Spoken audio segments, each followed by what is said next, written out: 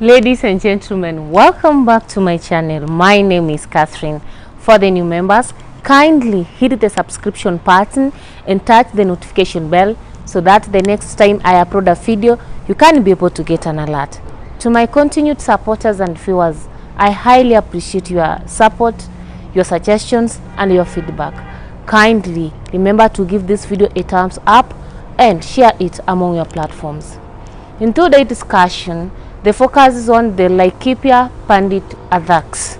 In the recent past, about 1 week ago, we have had cases of bandit attacks in Laikipia County. We have had families being displaced, people losing their property, but more worse are cases where people are losing their beloved ones. People have lost life in these bandit attacks that come in the name of cattle rustling. We can see from the Ministry of Interior that there are efforts to curtail this, or there are efforts to stop these bandit attacks. But the question is, bandit attacks in this country are not happening for the first time in this century, or are not happening the first time in that particular county. We have had a series of cattle rustling, bandit attacks in various parts of this country that are recurring. Each time we must have cases whereby people are fighting, people are being displaced, people are being evicted in the name of cattle rustling. And this raises a question. Number one, does these bandit attacks actually come as a result of scarce resources in the name of water and pasture for the pastoral communities? Or are they politically instigated evictions? Or is it actually warlordism, all entrepreneurs of the war who are out making their daily ventures from these particular bandit attacks? And I'm raising all these questions because honestly, solving the problem in Laikipia does not only need military operation, where a single military operation may be where, for example, in 1 month or in 1 week we will have police there beating people, arresting people and the suspects. We need a long-term solution to cattle rustling and cattle raiding in this particular country. So even as the Ministry of Interior has taken troops to Laikipia, the question is, the people who are fighting in Laikipia are using sophisticated weapons. We saw the security sector admit in the TV that actually the bandits are using sophisticated weapons. So it raises a question. This common citizen who is using a sophisticated weapon, what is the source of this weapon? Who is funding the acquisition of these guns? Who is funding the purchase of these ammunitions? So the question goes deeper to point to one aspect. In as much as we are going to arrest the physical or the visible bandits who have been sent to the field to fight and evict other communities, where is the resource provider, or where is the mobilizer?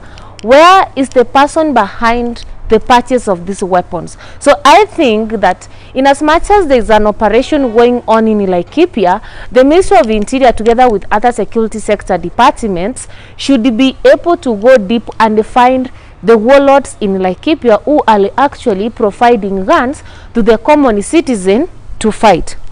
Secondly, if it's all about resources in the name of water or pasture, don't we need a long-term solution to our pastoral communities in terms of providing for their animals, or even providing resources when a time like this comes?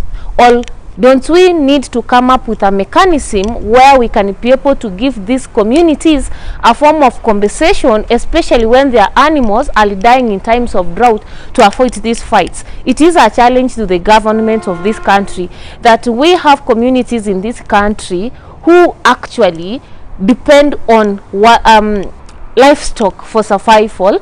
And just like we look at people who are tending coffee, tea, petroleum, etc., we also need to look at the pastoral communities as people are contributing to this economy, and therefore we should come up with a mechanism actually of compensating them, or even providing a solution to them when such times reach when they have to fight for scarce resources here and there.